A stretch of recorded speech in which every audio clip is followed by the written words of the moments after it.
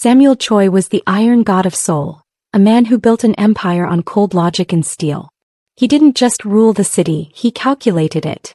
Every street corner, every shadowed transaction, every human life was a variable in a massive digital chess game. He was untouched by the warmth of others. He didn't seek companionship.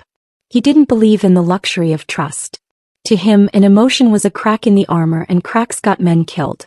On a night drenched in unrelenting rain, his secure line signaled. It was a strategic partner, a man whose debt to Samuel was written in blood. Choi, I need a presence. A blind date to seal an alliance. Just 10 minutes. Sit, nod, and walk away. Samuel stared at the rain lashing against his window. He didn't do favors. He didn't play social games. But a debt was a debt. 10 minutes, he said, his voice like grinding stone. Not a second more. He draped a dark wool coat over his shoulders and drove through the neon-soaked mist to a small, candlelit bistro tucked away from the prying eyes of the underworld. The bell above the door gave a soft, lonely ring as he stepped inside. He stopped dead. By the window sat a woman with skin like polished mahogany, glowing softly in the amber light. She wasn't armored in jewels or silk. She held a simple leather journal against her chest, looking quiet yet absolutely sure of her place in the world. Phyna Lane. She didn't radiate threat. She looked steady. She looked real. She looked up and their eyes locked. In that instant something shifted in the air around Samuel. It wasn't the rush of power or the thrill of a deal. It was a strange, heavy heat that settled in his chest. She gave a small, knowing smile. You must be the man everyone is afraid of, she said quietly. He should have walked out. He should have ended the game right there. Instead, he heard himself say, I am. He pulled out the chair and sat. 10 minutes, he told his mind. Just 10 minutes.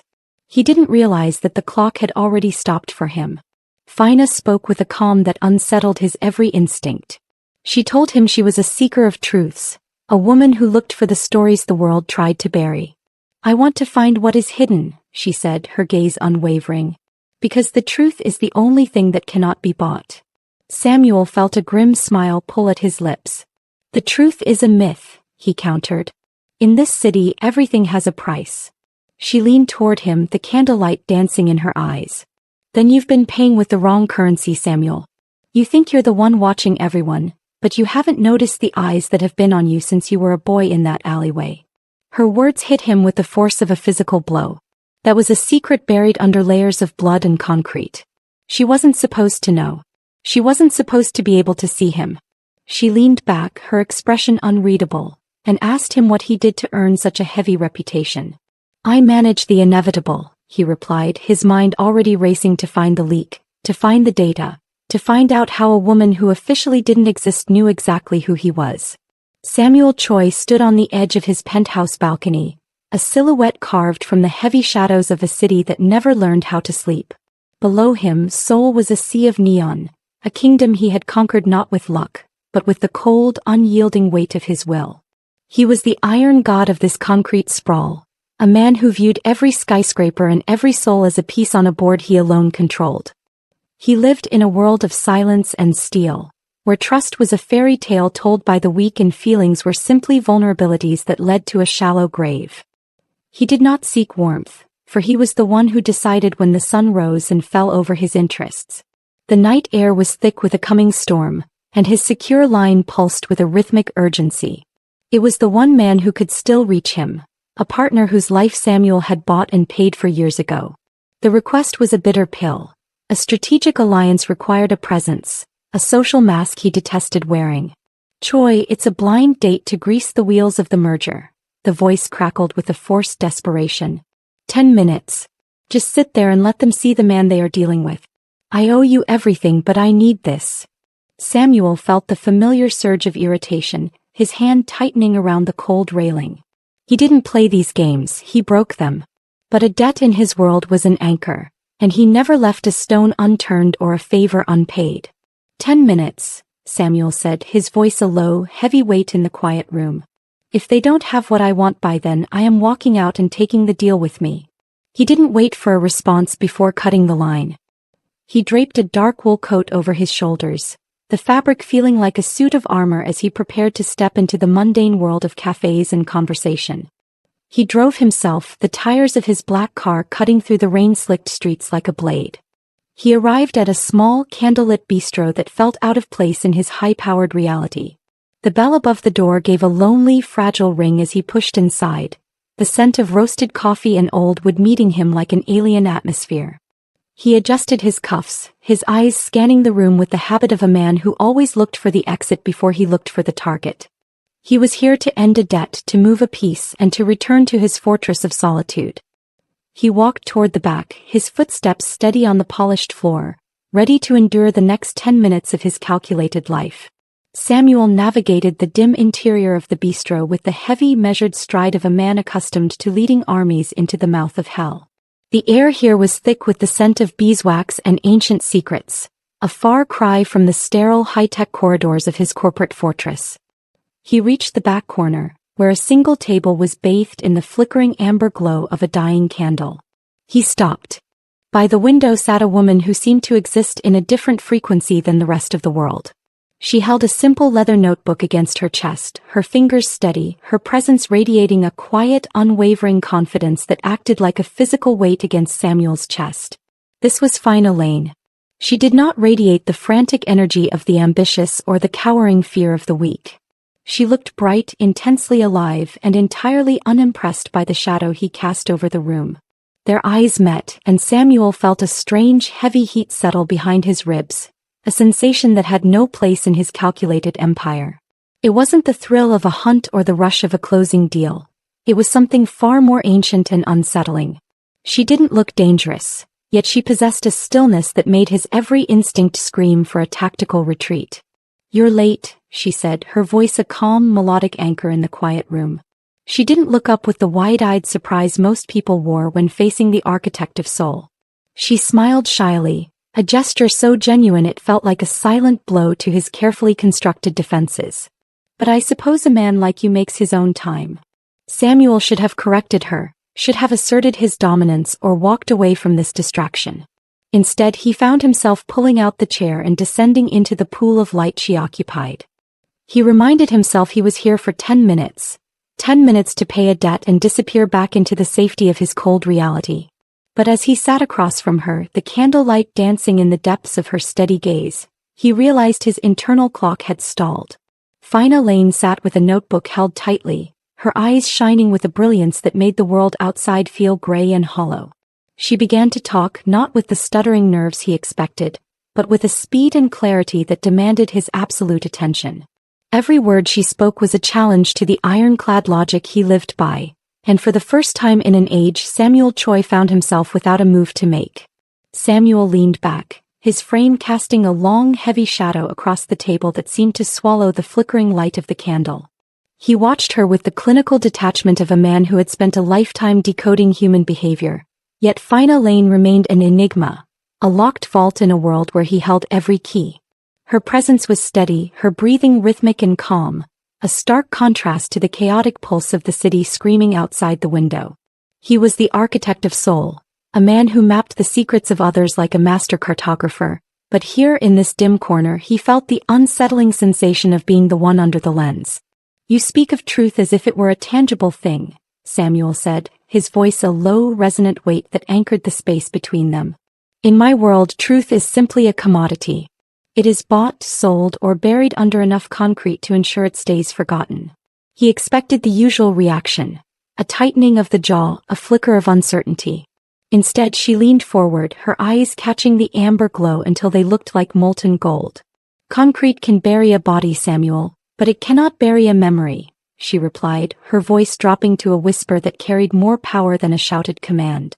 "It cannot bury the sound of the rain hitting the rusted tin roof of that alleyway when you were 7. It cannot bury the cold that seeped into your bones while you hid behind those crates, praying that the men with the heavy boots wouldn't look down." The world seemed to tilt. Samuel felt a coldness spread through his chest that had nothing to do with the storm outside. That memory was a singular, isolated event, a moment of absolute vulnerability that he had never spoken of, never recorded, and never allowed to surface in the decades of his ascent. It was a secret so deep it was part of his marrow, a detail that not even his most loyal shadow operatives or childhood associates could possibly know. He stared at her, his mind racing through a million possibilities, a million security breaches, a million betrayals. His hands, usually as steady as the foundation of his towers, felt a phantom chill. She sat there, unbothered by the sudden, suffocating tension that filled the air, her expression one of profound, tragic understanding. She wasn't just reading him, she was reaching into the very vault of his soul. "How do you know that?" he demanded, the words feeling like shards of ice in his throat. He was a man who lived by the certainty of data, but Phyna Lane was a variable he couldn't calculate, a knowledge gap that threatened to swallow his entire reality. She didn't answer with a name or a source. She simply held his gaze, her quiet confidence a mirror to his own hidden fears, leaving the architect of soul standing on the precipice of an unknown he could not control. Samuel remained motionless, his presence a heavy, dark mass against the flickering warmth of the bistro. He shifted his focus, activating the mental machinery that had allowed him to dismantle the strongest wills in the city. He looked for the telltale signs of deceit or agitation, the rhythmic tap of a finger, the slight dilation of a pupil, the catch in a breath. These were the keys he used to unlock the secrets of men, the tiny fractures in the facade that revealed the rot beneath. But as he studied Phyna Lane, he found only a vast, tranquil sea. She did not look away, nor did she attempt to fill the heavy silence with nervous chatter. She sat with her notebook held close, her posture relaxed yet attentive, watching him with a clarity that made his calculated maneuvers feel like the desperate thrashings of a man drowning in his own logic. "You have a remarkable talent for silence," Samuel said, his voice a low, resonant rumble that seemed to vibrate the very glass on the table. He leaned forward, entering her personal space in a move designed to trigger a defensive reaction. Most people find it suffocating. They scramble to offer up their sins just to end the pressure. He watched her closely, waiting for the slight lean back or the tightening of the shoulders. It didn't come. Phyna simply tilted her head, a small, knowing smile playing on her lips, as if she were watching a child try to hide a broken toy. She wasn't just resisting his pressure. She was observing the mechanics of it, analyzing the man who thought he was the only one allowed to analyze. "Pressure is only effective if there is something fragile to break, Samuel," she replied, her voice steady and light, like a cool breeze through a fevered room. "I am not here to trade secrets or to seek your approval. I am here because the world is shifting, and you are the only one who doesn't see the ground moving beneath his feet." Her gaze remained locked on his, a mirror that reflected back all his carefully curated intensity and found it wanting.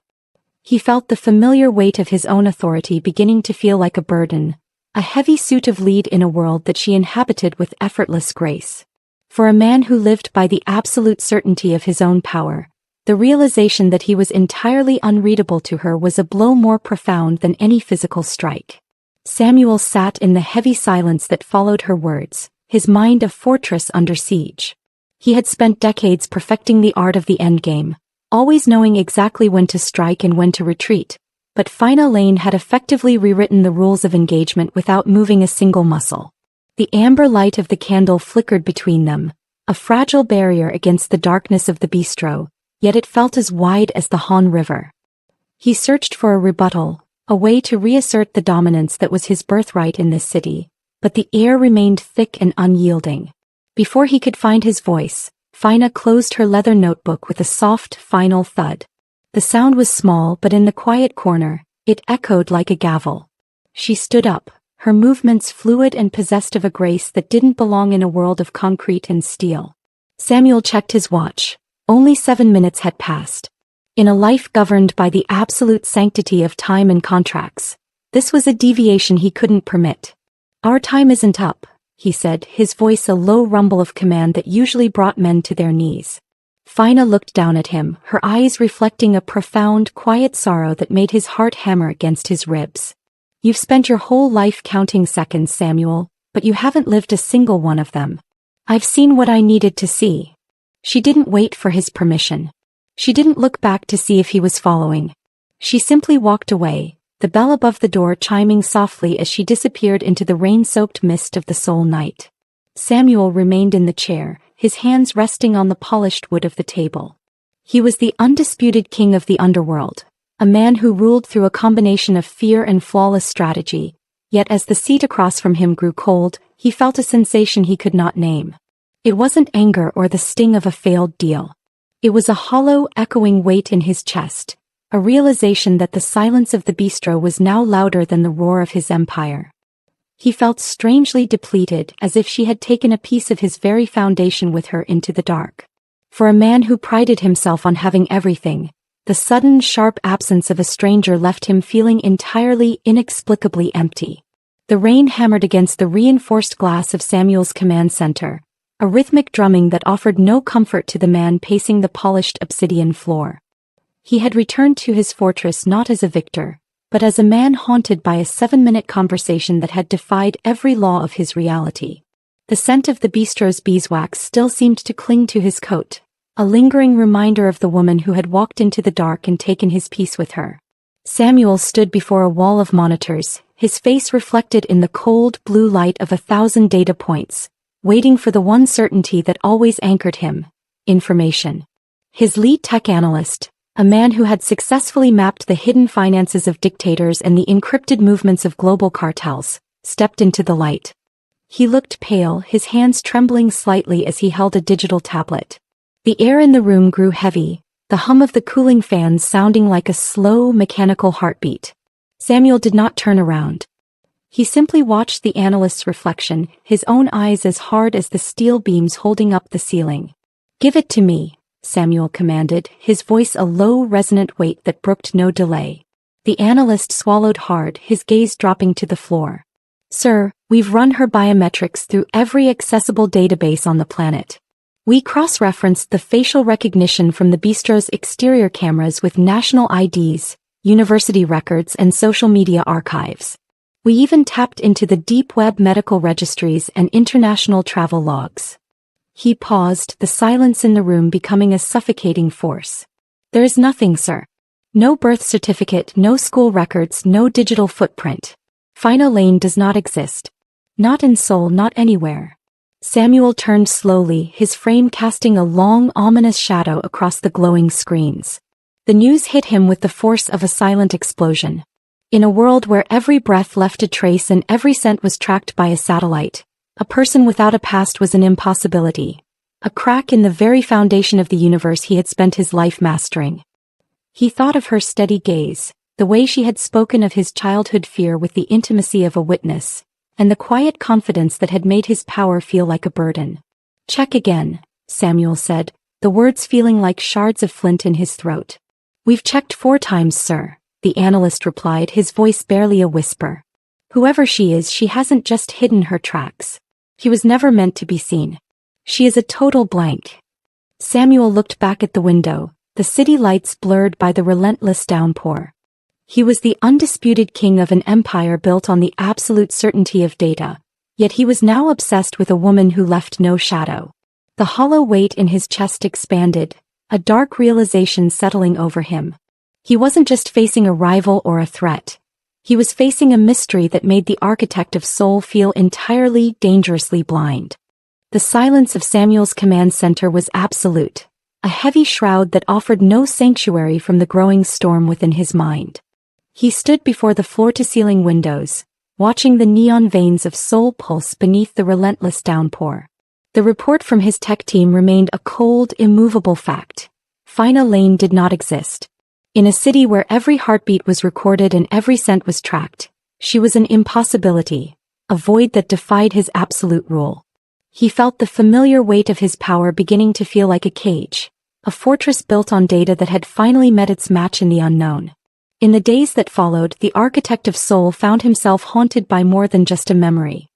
He would be in the middle of a high-stakes negotiation, his mind a steel trap of numbers and leverage, when a flash of mahogany skin would appear at the edge of the room.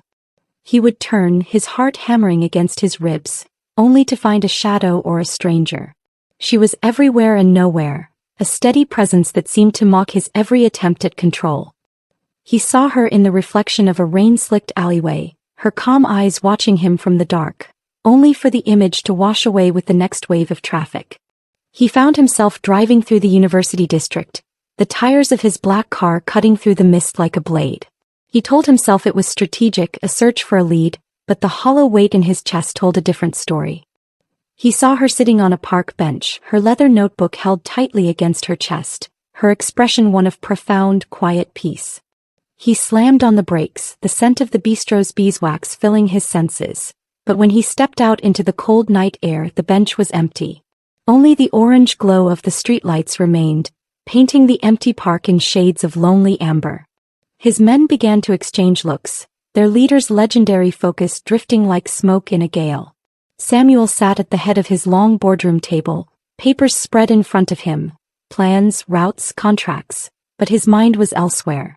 He was no longer calculating the next move in his chess game. He was chasing a woman who left no footprint. Every time he reached for the certainty of his empire, he found only the fading warmth of her gaze. He was the undisputed king of a world that was rapidly becoming a landscape of illusions. And for the first time in his life, Samuel Choi was afraid of what happened when the shadows finally stopped vanishing. Samuel Choi sat at the head of a long obsidian table, the air in the boardroom heavy with the unspoken anxiety of his most senior lieutenants. Outside, the rain continued its relentless assault on the glass, a dull roar that seemed to echo the mounting chaos within his own mind. 4 years he had been the ultimate strategist, a man who saw 3 moves ahead of every rival, yet today the leather-bound chairs and the glowing digital displays felt like relics from a life he no longer understood.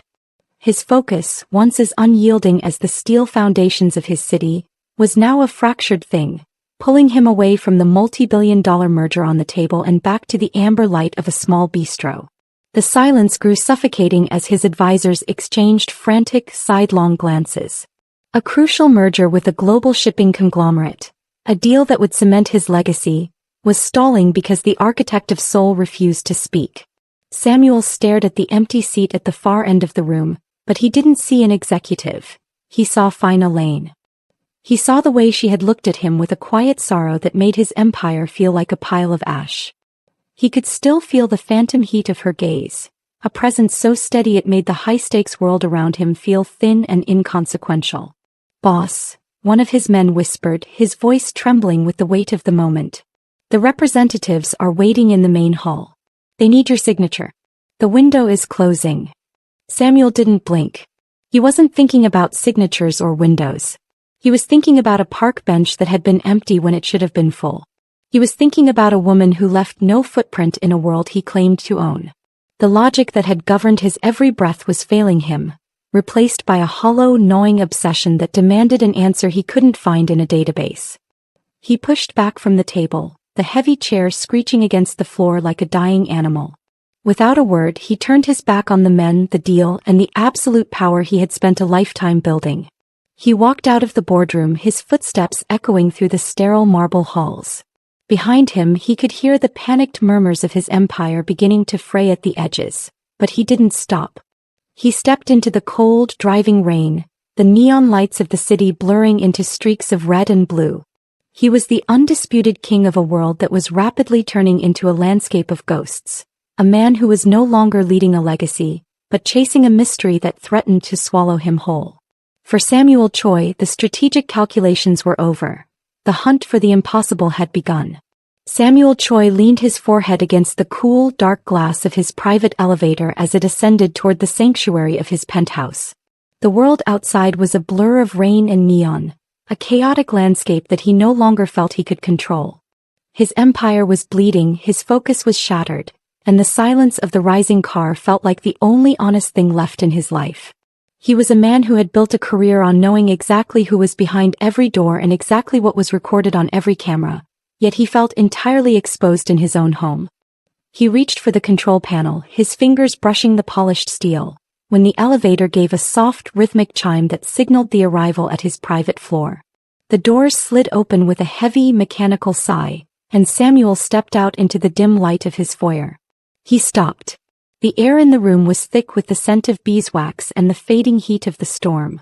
Standing by the floor-to-ceiling window, silhouetted against the pulsing lights of the city, was Phyna Lane. She didn't look like a threat, she looked like a witness. She held her leather notebook against her chest, her posture as steady and calm as the night she had walked away from him at the bistro. Samuel felt a heavy, hammering heat in his chest that made his every instinct scream. His penthouse was a fortress, protected by elite security protocols, biometric scanners, and layers of encrypted code that even the most talented hackers in the world couldn't pierce.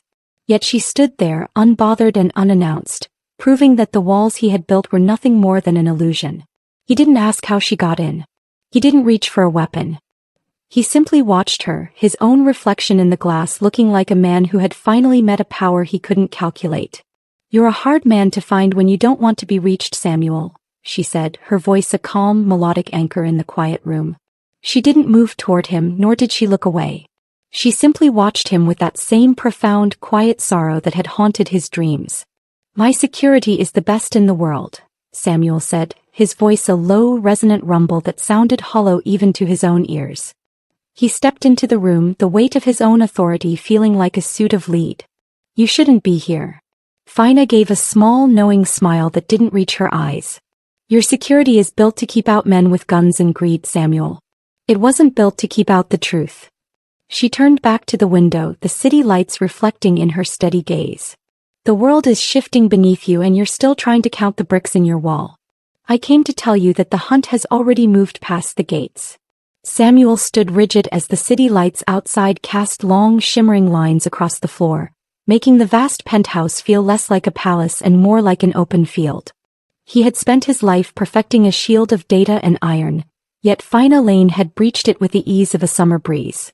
The air was heavy with the scent of the rain she had carried in with her, a cold, sharp reminder that his walls were no longer his own. He watched her profile against the glass, his heart a slow, heavy drum in the quiet room. He had always been the one to deliver the verdict, to be the final word in any room, but now he felt the unsettling weight of a man whose foundation was turning to sand. "You talk about the hunt as if it's a game I'm losing," Samuel said, his voice a low, resonant rumble that anchored him to the floor. He stepped closer, his shadow stretching out to meet hers. "I built this city. I know every wire, every camera, and every man with a debt. There is no move made in Seoul that doesn't leave a mark on my screens." Phyna turned away from the window, her eyes reflecting a profound, tragic clarity that made his words feel small and hollow. "Screens only show you what has already been decided, Samuel. You've spent decades mapping a world that doesn't exist anymore. Your empire is built on lies. Lies told to you by men who fear you and lies you tell yourself to keep from looking into the dark." She moved toward him, her footsteps silent on the polished stone. "You think you are the architect, but you are just another tenant in a building that is already being dismantled." She stopped inches from him, the heat of her presence a stark contrast to the cold steel of the elevator he had just left. "You're looking for a leak in your organization, a crack in your security. But you aren't being watched by your rivals or your men." She leaned in, her voice dropping to a whisper that carried the weight of a physical blow. "There is someone else. Someone who doesn't care about your money or your power. They are watching you because you finally looked at me and in doing so you stepped out of the light they created for you." The world outside seemed to pause, the roar of the city muffled by the suffocating tension in the room. Samuel felt a coldness spread through his chest, a sensation that had nothing to do with the storm. He had lived his life by the certainty of the visible, but Phyna was describing a landscape of hidden eyes and ancient debts. He looked into her steady gaze and realized that the iron god of Seoul was standing in a house of glass, and the first stone had already been thrown. Samuel stood in the cold blue light of his sanctum, the warning from Phyna Lane still ringing in his ears like a low rhythmic drum. He had spent his life believing that loyalty was a currency he had bought and paid for with blood and absolute power. But as he watched the encrypted data streams on his monitors, he saw a pattern he had refused to acknowledge. A slow, rhythmic bleed of information that bypassed every high-tech failsafe he had designed. The air in the room felt heavy and thin, the hum of the cooling fans sounding like a mechanical heartbeat in the oppressive silence. He was a man who lived by the certainty of his own logic, but now that logic was revealing a rot at the very center of his empire. He pulled up the communication logs for his inner circle, his fingers moving over the interface with a heavy, measured pace. He wasn't looking for a mistake, he was looking for a choice. And then he saw it. A series of untraceable transmissions sent during the exact window of his meeting at the bistro. The source was a secure terminal in the lower levels, a station assigned to a man he had trusted to hold the line for over a decade. The realization hit him with the force of a physical blow, a weight in his chest that made his every breath feel like a struggle against the tide. Samuel didn't call for security. He didn't issue an order for an execution. He simply sat in the dark, watching the digital betrayal play out on the screen in front of him. For years he had been the architect, the man who knew every brick in his wall, yet he had been blind to the man standing right beside him. Phyna had seen it without a single monitor or a line of code. She had seen the truth in the shadows of his own house. The Iron God of Soul felt the first real crack in his foundation, a hollow echo that told him the world he ruled was already half gone. He looked out at the rain-lashed city, the neon lights of Soul flickering like dying stars. The hunt wasn't coming from across the river or from a rival's headquarters. It was already inside the gates, eating away at the very heart of his legacy. He had built a world of steel and data to keep the chaos out, but he finally understood that the most dangerous lie was the one he had told himself about the men he called his own. Samuel Choi was no longer a king sitting on a throne of certainty. He was a man standing in a storm, watching his own empire turn to ash. The heavy doors of the restricted archive groaned as they yielded to Samuel's touch, the sound echoing through the vast subterranean hall like a challenge to the centuries of silence held within. This was a place where history was not taught but stored, a fortress of paper and dust buried beneath the concrete weight of the city. The air was thick with the scent of aged parchment and the metallic tang of old ink, an atmosphere that felt far more honest than the sterile, blue-lit command center he had left behind. Samuel moved through the aisles of towering shelves, his dark coat sweeping against the floor, a man who had spent his life building a future now forced to hunt through the remains of the past. He reached the center of the archive, where a single lamp cast a pool of amber light over a heavy oak table. Phyna Lane was already there, her presence as steady and unwavering as the stone pillars supporting the ceiling. She didn't look like a trespasser, she looked like a scholar of the forgotten. Spread before her were maps and ledgers that predated the neon glow of modern Seoul, records of a time when the city was still a collection of secrets and scars. Samuel stopped at the edge of the light, the weight of his own history feeling like a physical burden in the quiet room. He had lived his life trying to outrun the boy in the alleyway, but here in the heart of the archive, the distance between them seemed to vanish. He looked down at the documents she was studying, and a coldness that had nothing to do with the subterranean air spread through his chest. They weren't just random records. They were the original land deeds to the district where he had grown up, the police reports from the night his world had turned to ash, and a series of redacted government files that bore the mark of the same program Phyna had whispered about. She wasn't just hiding from the world. She was dissecting the very foundations of his life. "You aren't just a witness, are you?" Samuel asked, his voice a low, resonant weight that seemed to vibrate the ancient wood of the table. He stepped into the light, his shadow falling over the maps. "You're looking for the same thing I am. You're looking for the moment the man I became was born." Phyna didn't look up immediately. She traced a line on a yellowed map with a finger that was steady and sure. "The past is never truly gone, Samuel. It's just waiting for someone brave enough to read the fine print." She finally met his gaze, her eyes reflecting a profound, tragic understanding that made his every defense feel useless. "I'm not just searching for your past. I'm searching for the reason we were both meant to be erased." In that moment, the Iron God of Soul realized that his obsession with Phyna Lane wasn't a distraction from his empire. It was the key to understanding why it was built on a lie. The silence of the archive was shattered not by a voice, but by the heavy rhythmic thud of a flashbang detonating in the stairwell. The subterranean air, once thick with the scent of ancient ink, was suddenly filled with the bitter tang of cordite and the roar of a world Samuel had tried to leave at the door. He moved with the instinct of a man born to the fire, his hand already reaching for the heavy iron desk to flip it into a barricade, but the strike was already upon them. Kang's men poured through the breached entrance, their dark silhouettes cutting through the amber light of the lamp like ink spilled on a map. Samuel pulled Phyna behind the stone pillar, the weight of his own history pressing against his back as bullets began to chew into the ancient oak shelves, sending a rain of shredded paper into the air. He was a man who ruled through strategy, but in the chaos of a lead-filled room, strategy was a luxury he couldn't afford. He prepared to lunge toward the nearest attacker, ready to use the raw, brutal force that had built his empire, when he felt a sudden calm shift in the air beside him. Phyna didn't cower. She didn't scream. She moved with a fluid, lethal grace that made the frantic violence around them look clumsy and slow. Before Samuel could intervene, she stepped into the line of fire, her movements a blur of steady, calculated motion. She didn't use a gun. She used the very environment against them. With a strength that defied her elegant frame, she sent a heavy bronze bookend spinning through the air, catching the lead gunman in the temple with a sickening crack. She flowed through the chaos like a river through a canyon, disarming a second man with a strike so fast it seemed to bypass the physics of the room. Samuel watched, a heavy hammering heat in his chest, as the woman who officially didn't exist dismantled an elite hit squad with the cold, unyielding efficiency of a master. There was no hesitation in her eyes, only a profound, quiet focus that mirrored the steel in his own soul. As the last of the attackers slumped to the floor, the heavy silence of the archive returned, broken only by the settling of dust and the distant, muffled roar of the city above.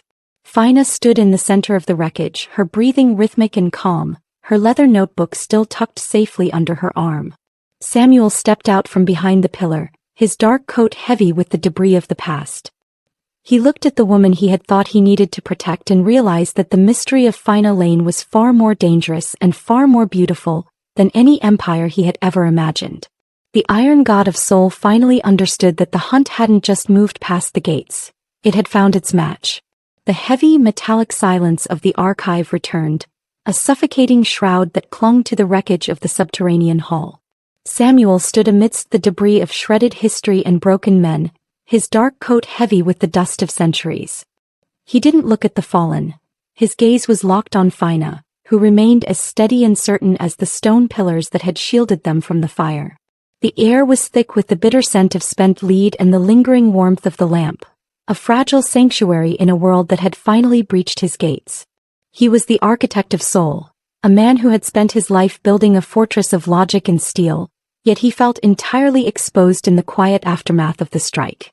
Samuel moved toward her, his footsteps echoing through the vault like a slow, rhythmic drum. He didn't ask her who she was or where she had learned to move with such lethal, fluid grace. The questions felt small and inconsequential against the gravity of her presence. He reached out, his hand hovering near her shoulder, not to lead her, but to ground himself in the reality of a woman who officially left no shadow. He felt a fierce, protective heat in his chest, an emotion that defied every calculation he had ever made. He had built an empire to ensure he would never be vulnerable again, but looking at Phyna, he realized that his walls were nothing more than a cage he had built for his own soul. As he drew closer, the muffled roar of the city above seemed to fade into a distant, lonely hum. Phyna didn't step back. She tilted her head, watching him with that same profound, quiet sorrow that had haunted his every move since the bistro. She leaned in, her forehead almost touching his, the scent of the storm and beeswax filling his senses. "You shouldn't have come for me, Samuel," she whispered, her voice a low, melodic anchor that pulled him into the deep. "You spent your life mapping the visible world, believing that if you could see a threat you could master it. But the moment you chose to look for me, you stepped into a landscape where your eyes are no longer your own." She reached up, her fingers light against the lapel of his coat, a touch that felt more permanent than any contract he had ever signed. "There is no return to the throne you built. By seeking the truth of my existence, you've alerted the very shadows that allowed you to rule. It's too late to turn back now. You aren't the hunter anymore and you aren't the architect. You're just a man standing in the dark, and the dark has finally noticed you." Samuel looked into her steady gaze and felt the final crack in his foundation. The Iron God of Soul was gone, replaced by a man who was no longer afraid of the unknown, because the unknown was the only thing that made him feel alive. He didn't regret the blind date. He didn't regret the obsession. As the sirens began to wail in the distance, he simply tightened his grip, ready to face whatever came next beside the woman who had reminded him that the world runs on choices, and he had finally made his.